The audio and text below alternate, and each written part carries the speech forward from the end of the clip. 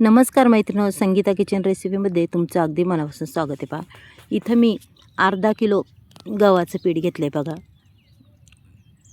आणि इथं अर्धा किलो मैदा घेतला आहे. पहा मैत्रिणींनो, अगदी मोजून मापून. याच्यात काही कमी जास्त होणार नाही आहे, दोन्ही पिठं समान आहेत. चला मग आता ही पिठं साईडला ठेवून आपण पुढची प्रोसेस करूया. इथं गॅसवर मी कढई ठेवलेली आहे, पाहू शकता. त्याच्यात मी 1 तांब्या पाणी ओतणार आहे, जास्तही नाही बरं काय. बघा, 1 तांब्या. अगदी म्हणतात ना, बरोबर मापं घेतली की अजिबात तुमची रेसिपी फसणार नाही. त्याच्यात टाकणार आहे पावशर गूळ. हे बघा, आता हा गूळ आपल्याला पूर्णपणे वितळून द्यायचा आहे. तोपर्यंत आपण दुसरी तयारी करूया. इथे एक घमेलं घेतलं आहे छोटंसं. हे बघा, मी घमेलं तर घेतलं आहे आणि चाळण बी घेतलेली आहे. मग आपल्याला त्याच्यामध्ये हा मैदा पूर्ण चाळून घ्यायचा आहे बरं का मैत्रिणी. चाळायला बी टाईम नाही लागत, पण कसं आहे, आपण विकत आणतो कोणतीही गोष्ट, ती चाळून घ्यायलाच लागते. व्यवस्थित चाळणे म्हणजे त्याच्यातला कचरा कुचरा अगदी सगळं निघून जातं आणि आपल्या मनातल्या शंकासुद्धा दूर होतात. हे बघा, पूर्ण पीठ मी हे चाळून घेणार.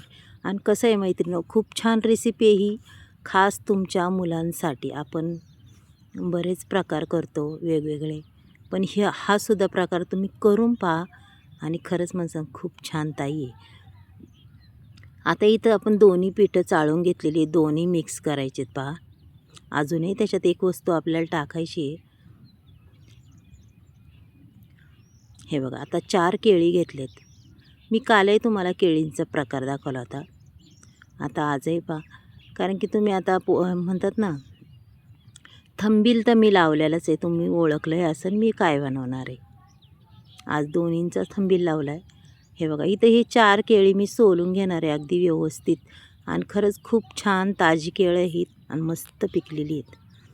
गुळही आपला वितळून झाला आहे. भरपूर सारं गावरान तूप टाकायचं आहे बघा त्याच्यात.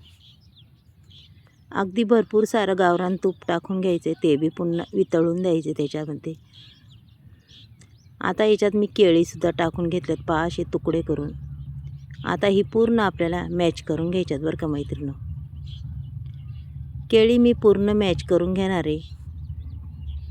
हे बघा, पूर्ण केळी मॅच होऊन झालेली आहेत. त्याच्यात आपल्याला चवीनुसार मीठ टाकायचं आहे. त्याच्यात टाकलं की पूर्ण याच्यात मिक्स होतं मीठ आपलं, त्याच्यामुळं मी त्याच्यातच टाकते. त्याच्यानंतर विलायची पावडर थोडीशी टाकते. तुम्हाला जर मैत्रिणींनो आवडत असेल तर टाका, नसेल आवडत तर नका टाकू. पण विलायची पावडरनी खरंच खूप छान सुगंध येतो आणि चवही अप्रतिम लागते. चला, आता हे पूर्ण मिश्रण मी ह्या पिठामध्ये ओतून देणार आहे. हो का, 1 वाटी बारीक रवा घेतला आहे, तो सुद्धा मी टाकला आहे. हो का, पूर्ण पिठं आता हलवून घ्यायची बघा अशी. त्याच्यानंतर आपलं टाकायचं आहे ते मिश्रण हे गरम आहे, जपून टाका, हाताला चटकेसुद्धा बसतील. पहा बरं, याच्यात काय कमी जास्त काही होणार नाही. मेजरमेंट अगदी व्यवस्थित घेतलेली आहे, पाहू शकता तुम्ही. हे बघा, पूर्ण मी हे टाकून दिलेले. आता पूर्ण मी मिक्स करणार आहे ही मैत्रिणी, आणि अगदी छान असा गोळा मळून तयार करणार आहे. असं नाही की हा गोळा तुम्ही कसाही आबडदोबड केला ना तरी काय प्रॉब्लेम नाही आहे. हे बघा, आता मी पूर्ण हे, तुम्हाला पीठ खूप गरम आहे त्याच्यामुळं मी जरा वेळ याने भातवाडीनेच हलवणार आहे मैत्रिणी, पाहू शकता तुम्ही. कारण की लगेच आपण त्याला हात लावू शकत नाही. हो का, छानपैकी पीठ आपलं तयार झालेलं आहे. पहा,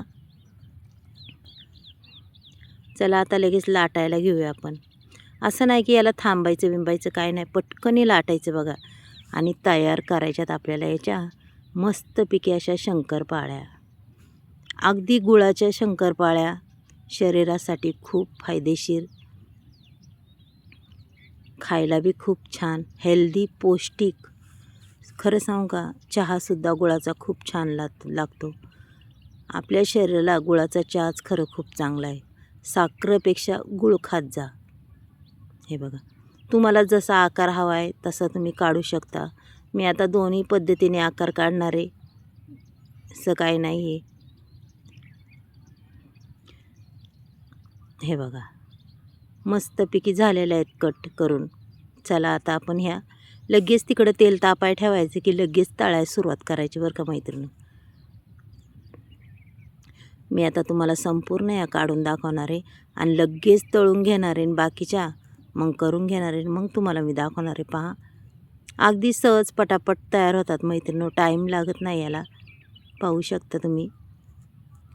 हे बघा आता काही मी तेलात सोडूनसुद्धा दिल्यात बरं का. पाहू शकता हो का, तुम्हाला दाखवते. अगदी छान मस्त अशा खमंग कुरकुरीत झाल्यात. वरून कुरकुरीत आतमधून सॉफ्ट अशा आपल्या ह्या शंकरपाळ्या होतात बरं का. आणि खायला बी खूप चवदार, चवच अप्रतिम लागते. पहा बरं, म्हणजे आपण प्रत्येक फळांपासून काहीतरी वेगवेगळे उपयोग करू शकतो. पहा आपल्या शंकरपाळ्या संपूर्ण तयार झाल्यात. त्याशिवाय तेल नाही, त्याला काय नाही, ऑइली नाही, काय नाही, एकदम खुसखुशीत. हे बघा मस्तपैकी मऊसर. मैत्रिणींनो, तुम्हाला जर आजचा व्हिडिओ आवडला तर एक लाईक, एक सबस्क्राईब करा. कोणी नवीन असेल त्यांनीही करा, कारण की आजचं ह्या शंकरपाळ्याचा व्हिडिओ तुम्हाला कसा वाटला तोही मला सांगा मैत्रिणींनो.